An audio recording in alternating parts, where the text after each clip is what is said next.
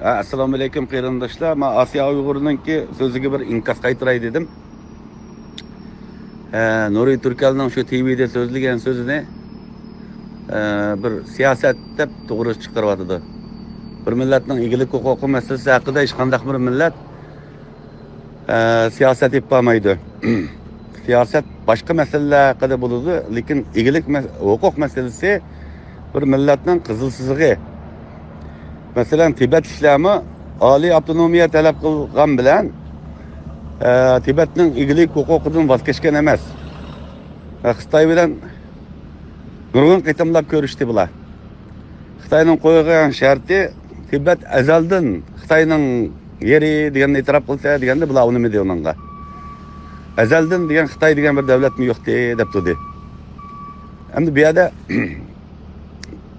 bu zamin mening zaminim. Ama sana gücüm yetmedi. Ama ben bir özem başkurup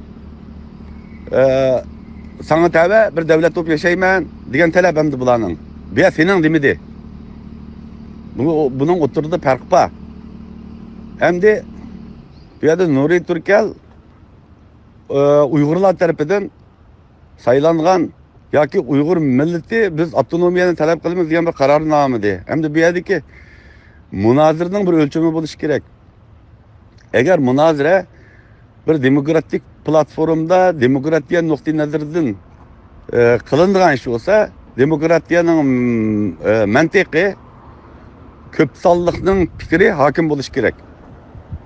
Bu yerda Uyg'ur millatining ko'p sonligi biz avtonomiya talab qilamiz degan qarorning og'ini yo'q. Agar Nuriy Turkal chiqib, men shaxsan avtonomiya talab qilaman. Sebebim mavu. Dese, benim onunla karşılığım yok. O özünün şahsi fikri oldu. Hem fikir erkinliği kategoriyasına kirdi. Benim namımdan sözleydiğin hakkı yok.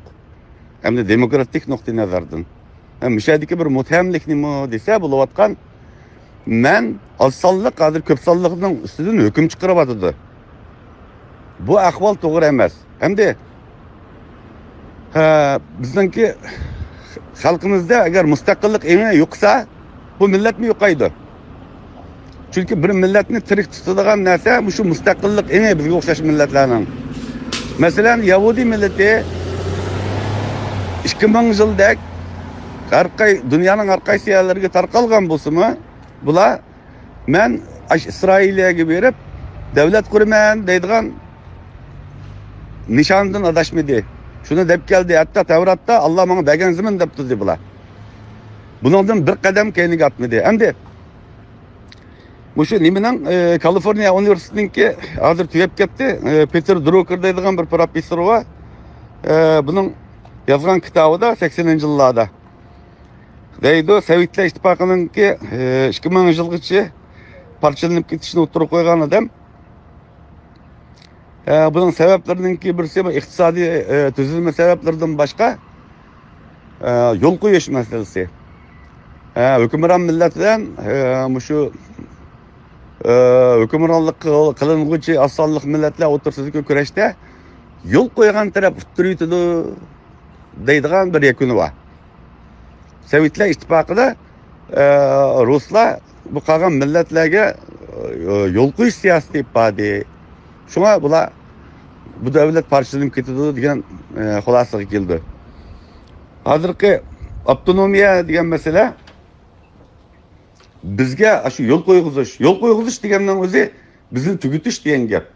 Agar biz ideya jihatda cho'qim bir davlat quramiz, bugun bo'lmasa, erta bo'lmasa o'g'in deydigan iroda bilan tursak, bu davlatimiz cho'qim quriladi. Buni hech kim cheklayolmaydi.